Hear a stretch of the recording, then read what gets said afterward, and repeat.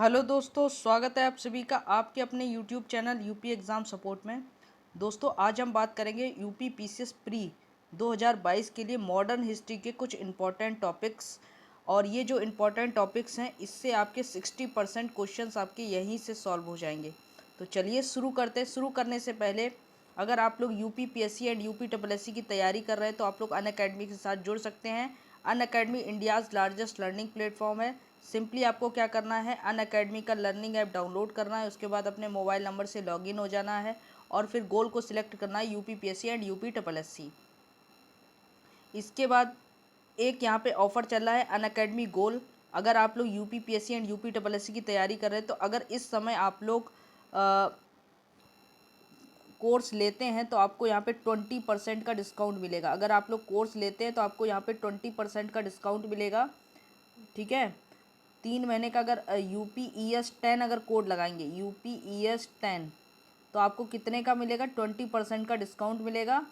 ठीक है, और ये जो डिस्काउंट है ये आपका 30 अप्रैल तक है। कब तक है आपका, 30 अप्रैल तक। तो जल्दी से आप लोग ले लीजिए। ठीक है, अगर आप लोग यूपी पीसीएस 2023 की भी तैयारी कर रहे हैं तो भी आप लोग यहाँ पे ले सकते हैं। और 20% का ऑफ चल ही रहा है, तो 30% तक आप लोग 30 अप्रैल तक ले सकते हैं। ठीक है, इसके बाद UP PCS prelims test series start हो गई है। 15 मई से स्टार्ट हो जाएगी। ठीक है, 15 मई से स्टार्ट हो जाएगी। इसमें टाइम रहेगा 8 PM पे। ठीक है, 8 PM पे। और ये फ्री टेस्ट सीरीज़ है। ये कैसी है, ये फ्री टेस्ट सीरीज़ रहेगी आपकी।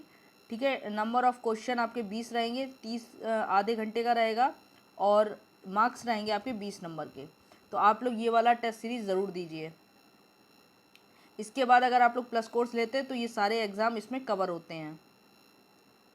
ठीक है, टेलीग्राम चैनल को आप लोग ज्वाइन कर लीजिए। तो चलिए हम लोग शुरू करते हैं आज। तो आज हम लोग डिस्कस करने वाले हैं मॉडर्न हिस्ट्री के कुछ इम्पॉर्टेंट टॉपिक्स। ठीक है, जो 12 प्रश्न तो आते ही हैं, इसमें आपके 60% क्वेश्चन आपके यहीं से सही हो जाएंगे। ठीक है, तो चलिए शुरू करते हैं। तो देखिए, पहला है आधुनिक भारत। ठीक है, अब इसमें आपको क्या पढ़ना है कि उत्तरवर्ती मुगल शासक, उनका क्रम पढ़ना है, युद्ध पढ़ना है, संधि पढ़ना है और कार्य पढ़ने हैं। जो उत्तरवर्ती जो मुगल शासक हैं उनका ये सब पढ़ना है। जैसे कि आप लोगों ने देखा होगा किसको रंगीला शासक बोला जाता है, हैं। और काफ़ी इसमें है, बहादुर शाह जफ़र ने किस युद्ध में हराया था। मतलब ऐसे काफ़ी इसमें औरंगज़ेब के बाद जितने भी शासक हैं वो सब आपको पढ़ने हैं। ठीक है, उसमें क्या क्या पढ़ना है आपको, मुगल शासक का क्रम पढ़ना है। ठीक है, युद्ध पढ़ना है, संधि पढ़नी है और कार्य पढ़ने, बस। इसके बाद आपको क्या पढ़ना है, मराठा साम्राज्य, मतलब अंग्रेजों के बीच में और मराठाओं के बीच में युद्ध हुए थे वो पढ़ना है इसमें। ठीक है, उनका क्रम, संधियाँ पढ़नी है। तो इसमें क्या क्या पढ़ना है आपको, युद्ध पढ़ना है, संधियाँ पढ़नी, पक्ष पढ़ने हैं। जैसे बक्सर का युद्ध हो गया, आंग्ल मैसूर युद्ध हो गया है, और आंग्ल कर्नाटक युद्ध हो गया। तो इसमें क्या पढ़नी है आपको, संधियाँ पढ़नी है, कब हुई थी, किसके बीच में हुई थी। ठीक है, अंग्रेजों का नेतृत्व कौन कर रहा था। तो ये सब आपको इसमें पढ़ना है। इसके बाद आपको पढ़ना है अंग्रेजों के अधिकारी, मतलब अधिकारी जो होते हैं उनके कार्य क्या क्या हैं। कुछ अंग्रेज अधिकारी थे जिनके कुछ कार्य हुए थे, जैसे general Job Charnock, general Dyer, है ना, ये काफ़ी लोग थे। तो इन्होंने कौन कौन से कार्य किए, ये सब आपको देखना है इसमें। इसके बाद आपको देखना है गवर्नर जनरल देखना है, उनके कार्य देखने। तो ये इम्पॉर्टेंट है, ये काफ़ी इम्पॉर्टेंट है चैप्टर। ठीक है, गवर्नर जनरल उनके कार्य देखना है बस। 1857 की क्रांति में आपको क्या देखना है, सिर्फ आपको देखना है कि कौन सा नेता किस जगह से था, कौन सा नेता ने किस जगह से नेतृत्व किया था। जैसे बेगम हजरत महल ने कहाँ से किया था, कुंवर सिंह ने कहाँ से किया था, बहादुर शाह जफर ने कहाँ से किया था, ऐसे मंगल पांडे ने कहाँ से किया था। तो ये सब आपको पढ़ने हैं। और ऊपर ऊपर से इसका एक बार 1857 की क्रांति का आप लोग प्रभाव भी देख सकते हैं, ऊपर से पढ़ लीजिए बस, क्योंकि कभी कभी स्टेटमेंट के फॉर्म में आ जाता है। उसके बाद सिविल सेवा, जैसे सिविल सेवा जो परीक्षा कब से लागू हुई, किस एक्ट के द्वारा हुई, किसने लागू किया, ये सब। ठीक है, संवैधानिक विकास, मतलब 1813 का चार्टर एक्ट, 1773 का, तो ये सब इसमें देखने हैं आपको।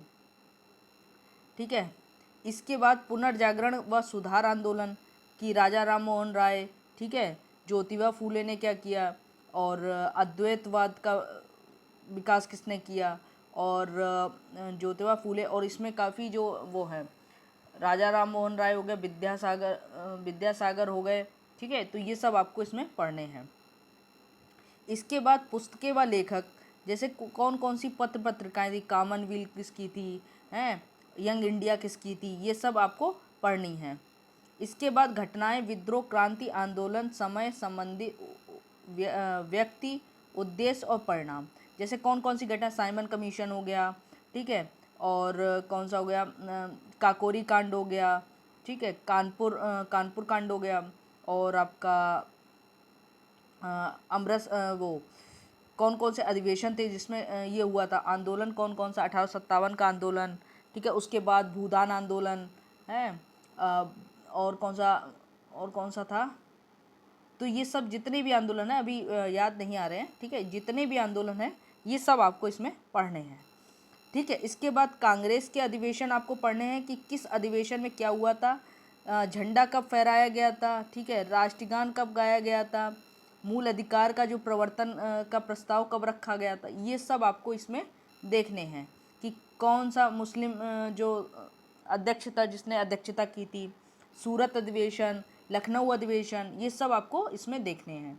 क्रांतिकारी गतिविधियाँ इसमें देखनी है, वही जैसे चंद्रशेखर आज़ाद की है, भगत सिंह की क्रांतिकारियाँ हैं, तो ये सब इन लोगों ने कौन कौन सी गतिविधियाँ की हैं वो सब आपको देखना है, ठीक है।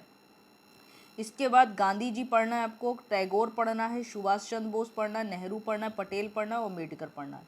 तो ये आप लोग कैसे जैसे आप सर्च करेंगे गांधी जी के बारे में, तो गांधी जी का क्या क्या योगदान रहा, तो वो गांधी जी के सर्च करेंगे तो उसमें कुछ पॉइंट्स मिलेंगे, तो वो पॉइंट्स आप लोग नोट कर लीजिए।